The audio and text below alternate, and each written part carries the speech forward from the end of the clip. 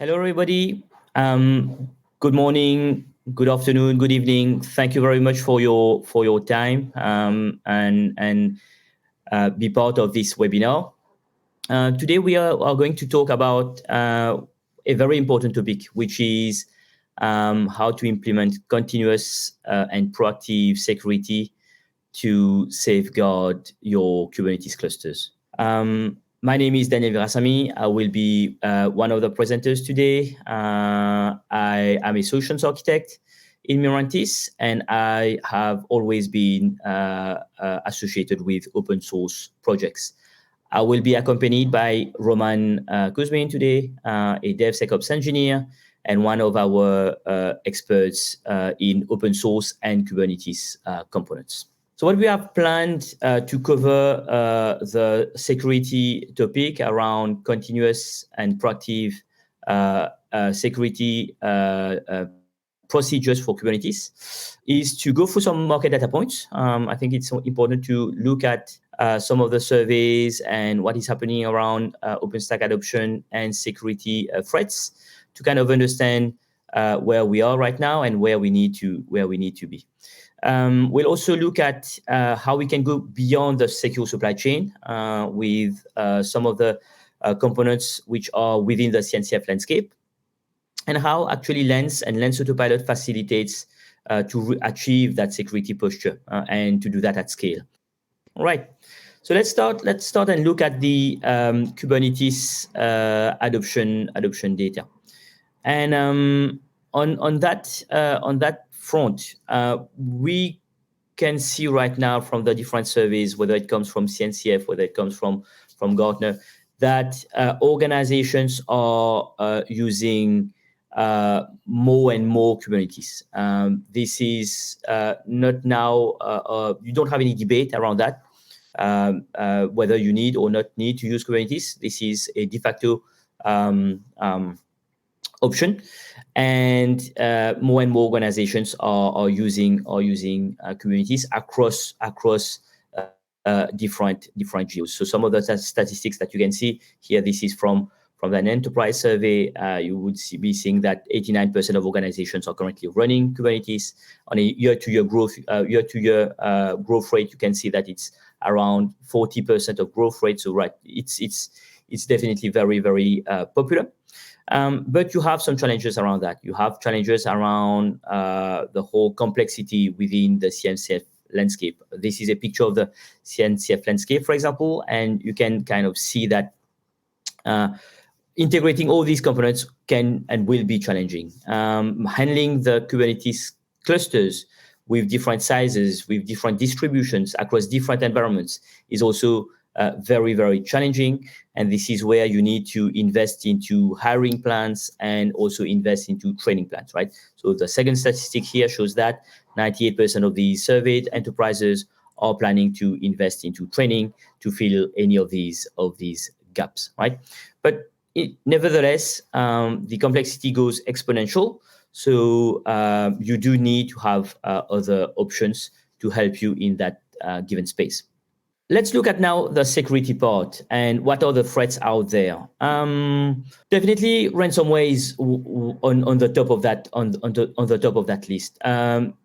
Only in 2022, we identified 376 ransomware attacks across different countries, across different verticals, right? And whether these are small enterprises, whether these are large enterprises. You have companies like NVIDIA or Toyota, which were highly impacted, where even the production line was stopped. You had government entities like Costa Rica government or Bernalino County jail that was also impacted, right? And it does not only impact being able to produce the products of a given company, but also has a threat against people security, right?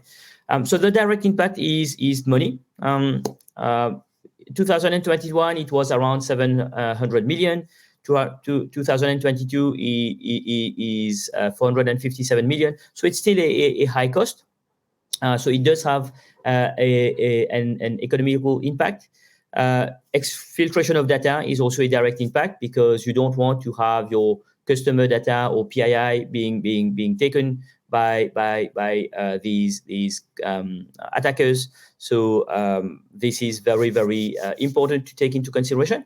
But on the other side, you have these indirect impact that may and most probably will have even more bring more prejudice to the company, and this is basically around reputation and trust, right? You do want to avoid, and we all want to avoid the headlines around these ransomware attacks. Why is this then happening? And main reason would be the remediation time. Interestingly, and another survey that is available, this comes from HelpNet Security, who surveyed 1.6 million organizations. You can see that an average time to remediate any identified CVEs is between 270 to 426 days. That's long. That's very long, and that kind of opens opportunities for these attackers to get into the system, right? 53% of these organizations had one critical vulnerability exposed to the internet, and 22 of them had over 100, right? So this is something that we need to take into consideration and think about to be able to improve the security posture.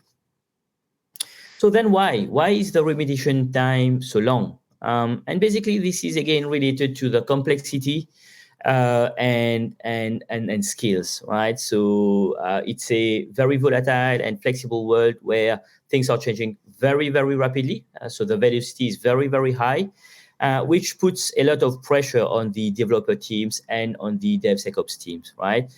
Some of the interesting statistics also coming from that enterprise survey shows that 38% of developers are tired of maintaining these clusters, and not only about security, but all the rest, CI/CD, networking, logging, monitoring, and everything stack, right? So they are not concentrating on development, but they need to do all the rest of these tasks, so they are tired. 51% of the developers are thinking of doing something else, right? And these teams need to manage these environments consistently at scale. And there is always that fear of misconfiguration, because when you look at some of these attacks, a lot of them were related to human error, and that's what the surveys also show. So there is that fear of having all these clusters being misconfigured, which means these teams are overwhelmed by that amount of information that they need to manage, and with again at scale is challenging, right? So here the previous challenge was higher, and this one is retain. You want to retain your staff, and you want to enforce them, empower them to do good code. Okay, so this is where actually our approach comes into action, and for us, we would be using GitOps and the GitOps procedures at the heart of our solution, right? And that's what we'll be also showing during the demo session. We believe that automation is key, and we want to treat Kubernetes as any other applications. So that's why we will be treating Kubernetes and the components within Kubernetes through that GitOps approach. Okay. Why Mirantis? Simply because we are in the game for quite some time. We've been doing infrastructure for more than 10 years. We've been in Kubernetes for more than 7 years. We have various certifications in the security domain, like FIPS 140-2 and Disastig, that allows us to work with DoD, for example. And we also have the ISO 27001 and TISAX for the information management, internal information management, right? We are also CNCF certified with our Kubernetes distributions and different components that we have developed, such as Lens and Lagoon or Catch, that are components to help and improve the user experience on Kubernetes. Okay. So then what is Lens and what is Lens Autopilot? So this is all about zero ops, and this is something that if you know Mirantis, you will be hearing, have heard and will be hearing a lot, is what is, that we provide that zero ops platform. And at the end of the day, what is zero ops is, if I have to make it as simple as possible, you do the apps and we do the ops, right? So it's a combination of DevSecOps expertise and the power of Lens as the main tool to improve the user experience and give you back time so that you can focus on developing your extraordinary products and services, right? And make that as unique as possible for your customers and use cases. And we would be taking care of the operation of all the required components within Kubernetes to make that happen for you, okay? If we are to look then at the ecosystem, then we will start by the basics, right? And the basics is, how can we give you back choice? How can we give you back choice on the infrastructure you're using, whether you want to use AWS, whether you want to use on-prem, whether you want to use Azure or Google, right? So where do you want to run your environments and do that at scale without having the overhead of learning each of these environments? So consistency is very, very key here. The second element is give you back choice on the distribution and the Linux distribution, right? Why can I only use Red Hat Enterprise for a given distribution? Why can't I use SUSE or Ubuntu, right? So give you back that choice of the operating system that you want to use based on your licensing model or the preference of your development team. And finally, the choice of Kubernetes distributions. So whether I like and want to use EKS on AWS, whether I like and want to use Mirantis Kubernetes engine for on-prem and on-cloud Kubernetes clusters, or whether I want to use OpenShift, for example, right? So get that choice of which Kubernetes distributions I want to use. So there is that element of choice across these different environments, but you need to have that consistency. And that consistency is then guaranteed by Lens Autopilot. So Lens Autopilot will then package a set of very well identified and best of breed open source tools across the logging, monitoring, and alerting space, across the networking space, across the security space, and across the CI/CD space. And we'll deploy these different components, right, for DevSecOps teams using the GitOps approach, right? As I referred earlier, there is a fear of misconfiguration. And that's one of the top fears when it comes to security and Kubernetes, is have I configured properly my cluster? Are my RBAC rules properly defined? Did I set the proper policies, inline policies within the cluster? Are my network policies aligned with the security rules and procedures of the security team, right? So misconfiguration is one of the or is the top security concern, and that's a fair point, simply because it is complex and you have a lot of moving parts.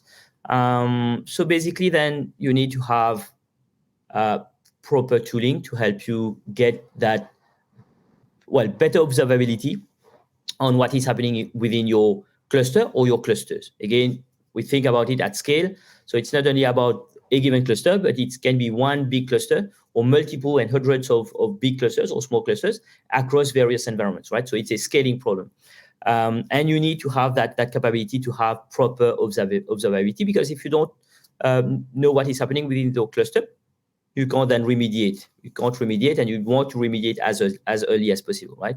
If we look again at that statistic, which is an average of 200 to 270 to 426 days to remediate identified issues, this is quite long. And here the approach is, let's have better observability, learn from these observations, and then remediate as fast as possible.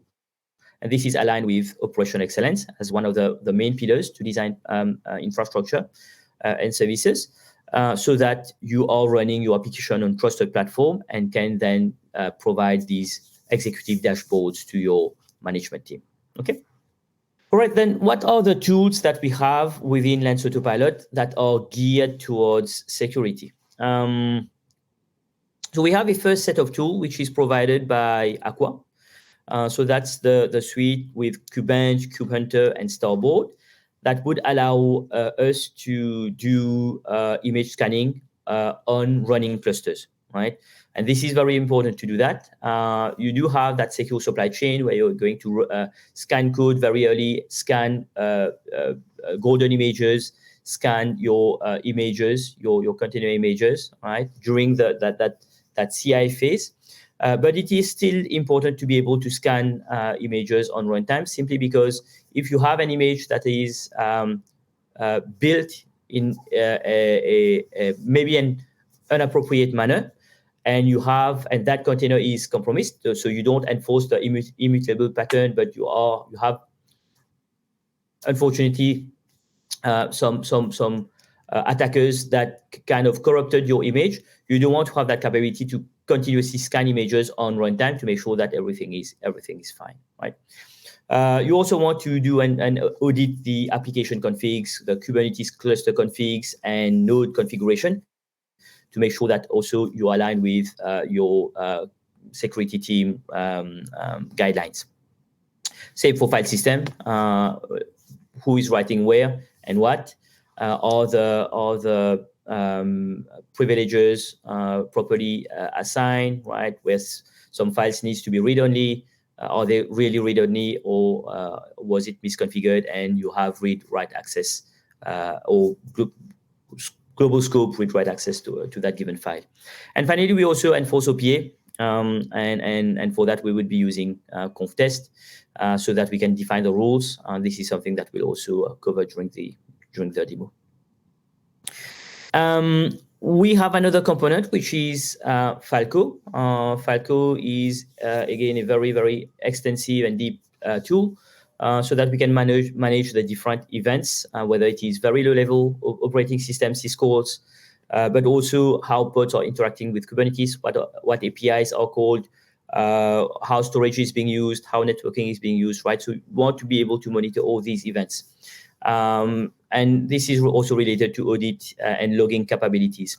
We also partner with Sysdig. So if you don't want to use the open source version that we are providing through Lens Autopilot, but you already have an agreement with Sysdig, then that would be also part of the Lens Autopilot, where we can interact with Sysdig as a partner through the Autopilot offering.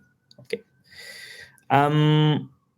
The last element that I will be talking about before we move to the demo phase, is Crane.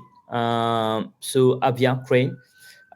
This is aligned with RBAC, getting better visibility of what is happening in RBAC. This is something which can be complicated. Again, if you have a lot of users, a lot of namespaces, a lot of applications, and you want to control who has access to what and when, you definitely need to have that observability tool for RBAC, and this is typically provided by Crane, right? So we integrate Crane within Lens Autopilot, and again, we provide you the support to use it properly if you need us to help you on that. And then OPA, right? Key component within Kubernetes, where you want to have your in-cluster policies to manage access to pods, networks, storage, quotas, etc. All these different elements of Kubernetes that you want to have your policies enforced for these. Okay. All right. So I'll stop sharing my screen. I'll pass over to Roman now to run the demo. Yeah. Thank you, Daniel. Thank you. Okay. Perfect. Please let me know if you can see it. Yeah, I can see it well. Okay, great. So let me start. So what you see right now on the screen is the Lens desktop. So this is like, the UI for your Kubernetes cluster. So here I'm using Mirantis Kubernetes engine as a demonstration cluster. So you can see like the name of the cluster here. And you also in Lens, you can see all the resources that you have, like nodes, workloads, configurations, etc. So then let me, after that quick introduction to the Lens, let me actually show components of Lens Autopilot, like security part of Lens Autopilot. So we have a namespace dedicated to all the workloads related to Lens Autopilot. Here you can see some of the tools that Daniel mentioned before, like Falco, for example, Crane. So yeah, this is like just pods with containers inside it. So basically just super simple Kubernetes workloads. So let me actually start to demonstrate how those tools actually looks like. Let's start with the Crane. So it has a pretty nice web UI. I will show you. Okay, it's opening. Yeah, here it is. So, yep, you can see here that we have in our cluster 12 dangers detected, like 6 warnings and etc. This is like, the summary of our bug, like how it looks like in your cluster. So you can click here, for example, for dangers and get the list of what exactly is happening, what is wrong. Like, for example, here you will be provided with, that you need to review listed roles in this alert, I would say. And you see there are like a couple of them. Probably you need to ignore some of them because this is like just expected behavior. So this is like needs to be configured this way in your cluster, in your particular environment. What else we have here? We have like risk rules. So this is default rules that came out of the box with Lens Autopilot. So you can see here described all these rules that I showed you previously.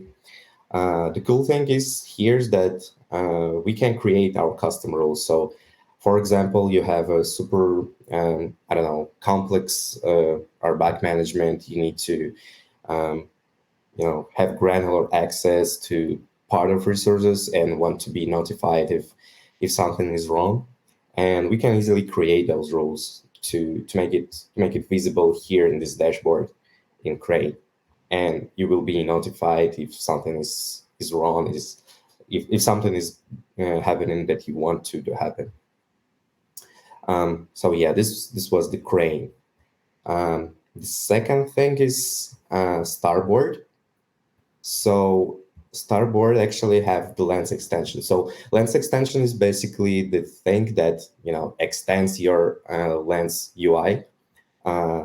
In this particular scenario, like with Starboard, it creates a new tab in this menu, and you can see reports that was generated by Starboard. For example, we have like vulnerability reports. For you can filter them by namespace or just select all namespaces. And you can get like the description of what is happening. So, for example, for this replica set of like account controller, you can see we have like two critical vulnerabilities here, and you can easily get the description of what exactly is happening by just clicking to this link. It will open in the browser. And you will get the description of this particular vulnerability, like the affected software, and sometimes there will be like the guide of how to fix it or how to mitigate it. Yep, so this is about vulnerabilities. The second part of Starboard is config audit reports. So we have here, I have like super simple pod deployed in default namespace. And we can see here that we have two critical misconfigurations for this particular pod. You can see like these two messages. That first one says that you should specify an image tag because it's not a best practice to use the latest tag for the image. And also you should set security context read-only root file system to true now it's set to false. So yep, so this is like, showing you in real time what is misconfigured with your pod. So for example, imagine the situation that when you're creating a new pod, a new like workload, so you're just basically deploying your application, and Starboard will generate new config audit report, and you will see if you have any misconfiguration for your particular application or not. And if so, you can easily fix it by just following the recommendations by Starboard. And last but not least is Falco. So Falco deployed with the help of daemon set. So it means that like the core component of the Falco is deployed on every node of your cluster, and it collects different events from a very low level layer of your cluster.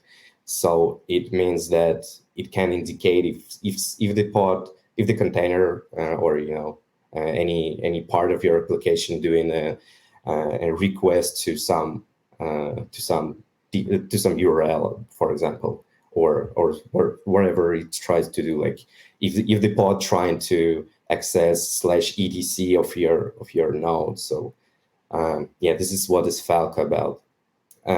So I also generated configured Falco to generate alerts to the Slack channel.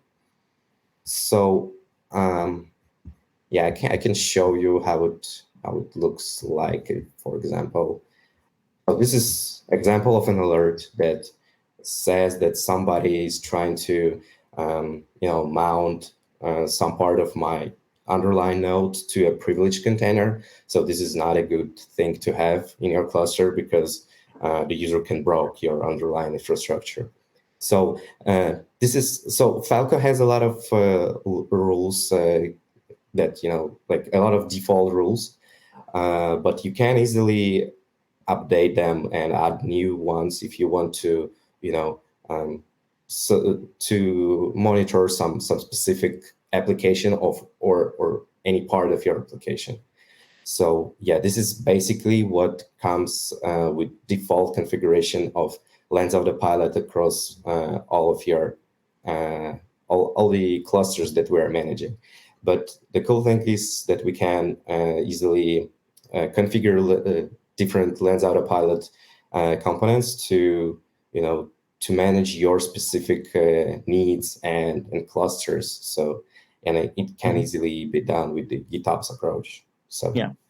So that's very interesting, Roman, in the sense that yes, Lens Autopilot is not a single instance or a single cluster, right? So you can have part of the components that are shared across all these different environments, so that you have that single pane of glass to enforce all your rules, your security rules, and then spread that to all your clusters at the same time. So let's say you want to update a rule, and you would apply a patch towards that given rule, and then that would just spread across all the clusters at the same time through the reconciliation mechanism. But you also want to most probably, and you will most probably want to do that, want to customize in very, very specific manner some of the clusters, right? But why would you want to have the same rules on, or same CI/CD rules, or same pipelines, or same security rules or networking policies in a staging environment versus a production environment, right? So you can then also steer some of these specific configurations for specific clusters, and manage that again for that single pane of glass, but keep the dedicated configurations per cluster. And what you showed here, Roman, is right. This is what we are getting out of the box, and the out of the box comes from dog fooding. So we ourselves leverage that to protect our clusters and define the rules. This also comes from research within these different security forums, but also from the interaction we have with customers that are using Lens Autopilot. So we then gather all these knowledge and then put that as default out of the box. But that does not mean that it is a given end of state, right? So in the sense that you will still be able to interact with us, because again, Autopilot is not only Lens tooling, but it's also DevSecOps expertise in the background. So interact with our DevSecOps engineers to either help you define some of these rules, which are very specific to your use cases, applications, and clusters, but also ask us to do the work and define these rules, right? The element that is core to that webinar today is to be continuous and proactive. So Roman, let's see how now we can enforce that continuous mechanism of pushing the updates in terms of security towards these clusters, because the security threats again is something which is moving fast. So we also need to adapt quickly, so that we can be proactive and then remediate as quickly as possible. Yeah. Okay. So we have a Git repo, so you can see here. So it's just the Git repo that represents the state of Lens Autopilot in your cluster. So now we can we will add new rules to Falco and Starboard. I will just show you how to do this. Okay, so let me do this. Okay. So this is the name of this particular cluster, this particular environment. You can have like as much as you want, as many as you want environments in single repo. So we have customers that have, like, for example, 4 different environments, and we're managing from one repo. So this is super easy to do because we have like the default configuration, as Daniel said before, and you can easily specify like something that you want to be presented only on this cluster, and this is exactly what we will do right now. So I've created a custom rule for Falco. You can see it here. So this is this is just the rule to detect if somebody is trying to mine cryptocurrency using your Kubernetes cluster. Mm-hmm. Yeah, so this is just patch for Falco, and all you need to do is create this patch and then add it to the customization file. Yeah, I've already added it here. I will just comment out this thing. And yes, so, and also I will save it for now. And also I will show you 2 different policies for Starboard, for conf-test actually, because conf-test is a part of Starboard. So one is showing if Docker socket is mounted to the pod, to particular pod. It's not really good to have this because like the user can break your whole infrastructure having Docker socket mounted to their pod. And the second one is showing if there is a limits and requests set for CPU and for memory for your pod, because it's not really also a best practice to not have a CPU limit set, because the pod can consume as much CPU as it wants to. Yeah, so we also will add those rules to our to this cluster. Yep, I need to comment out this thing too.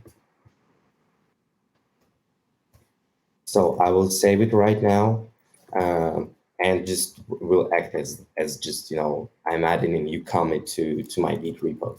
I will add those changes, create a commit. So I will just use this one, this comment message. I know it's not really good and not following best practices, but it's just for demo purposes. So yes, and now what I need to do is just perform git push, and then I just need to wait it a little bit to those changes to be reconciled and applied to my cluster. So yeah, we actually can see if they're applied or not. Okay. Like, for example, here we can see the hash of the applied git commit. And as you can see, it is the same that we created just recently. Okay. So this is where the automation comes in. You want to enforce that single pane of glass where you have all your rules sets, which would be distributed across all your different environments, and not have dedicated people for each of these environments and manage them in an inconsistent way and having loopholes, right? So not syncing between these different rules and repositories. So here again, it is one single pane of glass. And the process is as we try to make it as simple as possible, in the sense that that's why we are enforcing GitOps again, so that we only need to have the expertise around the rules, what we need to achieve, and then push that using the standard procedures, push that towards the repositories, and then let the CD actions take the code and then deploy these, right? So it's all automated and made to scale across various environments. Yep, true, absolutely. So now we are waiting for Falco to finish the reconciliation. Mm-hmm. So you can see that reconciliation in progress. The time takes to reconcile a particular resource. It really depends on what part of your application of the of Helm release or wherever of tool needs to be reconciled. So you can see now it's in ready state. So it means that changes, like the new rules, were applied to our cluster.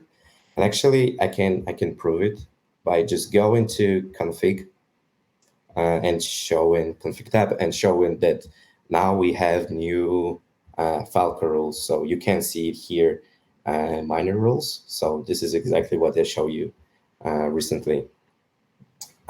So actually, I want to demonstrate that those new rules and policies were applied to our cluster. So I have already deployed this pod. It's called like privileged pod because So the power of lens. I'm just showing you the power of lens that you can easily view the YAML definition of this pod, for example. So as you can see here, this pod has security context set privilege set to true, and also it has volume. Where it is? Yep. So Docker socket is mounted here. So this is like we are just assuming that this pod was created by user just for playing around with Docker and Docker, for example, and it's not really good. So now we're going to config audit reports and go into and just checking the config audit report for this pod. Actually, I need to refresh the lens to show you the report.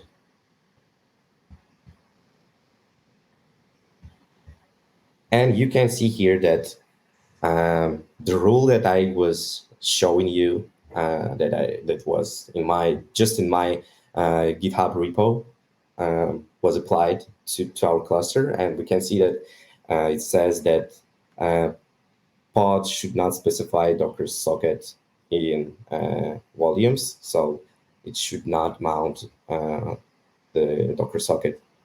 And also another one is, this one. So it says that the container should set limits for CPU.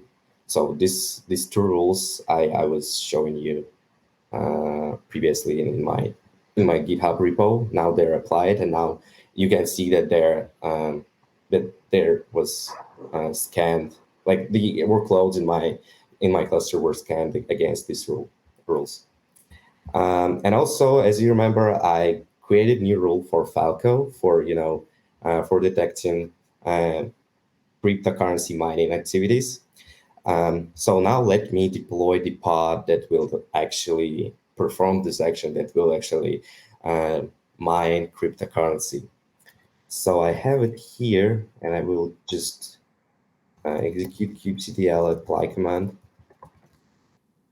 to this xmrig YAML to create the namespace, and this pod is created.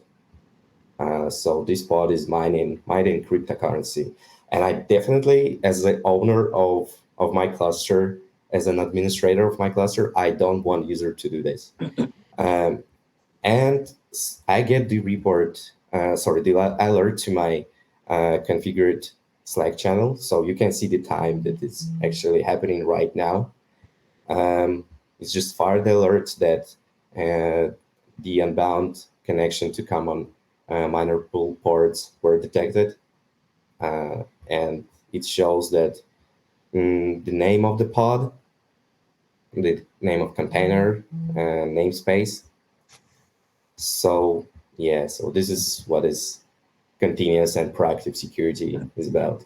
Yeah, and this is very, very key here, Roman. I agree with you.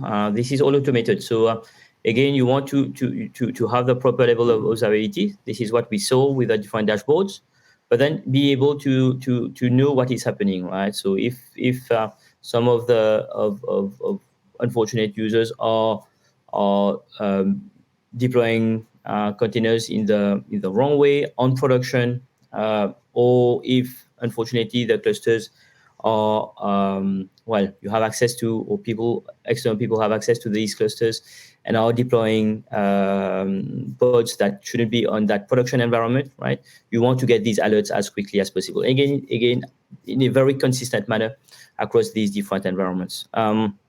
So this is where, as long as you get that these alerts as quickly as possible, you can proactively then remediate. So kill these pods, look for the issues, troubleshoot full length, understand what is happening, and then remediate.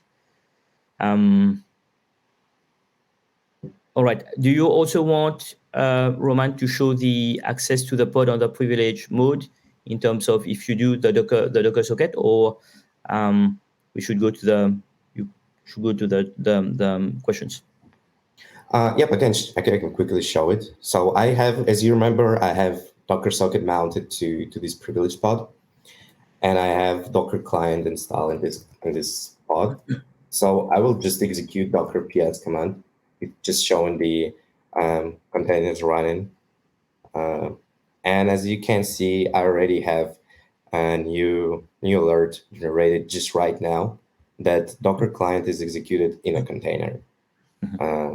And yeah, so you will receive those alert immediately without any delays or something like that. Okay. And as part of Lens Autopilot, this is where we help you again through that DevSecOps team expertise and the Lens tool to kind of link the dots. So you have your different clusters running in different environments, and you don't have enough time, and you want to focus on your applications, and we would be helping you to put all these different elements in place and maintain that, right?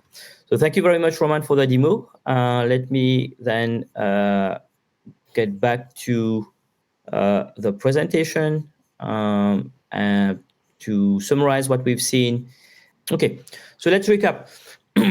What we have talked today is we do definitely want to avoid the headlines, right? This is nobody wants to get to be identified as as the company that has been attacked, and where data has leaked, and even people were under security threats, right? So we don't want to be in the headlights, but we do need to understand and accept that Kubernetes is complex.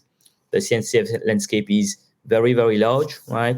And security cannot be something that we ignore. It needs to be at the center of the decisions, right?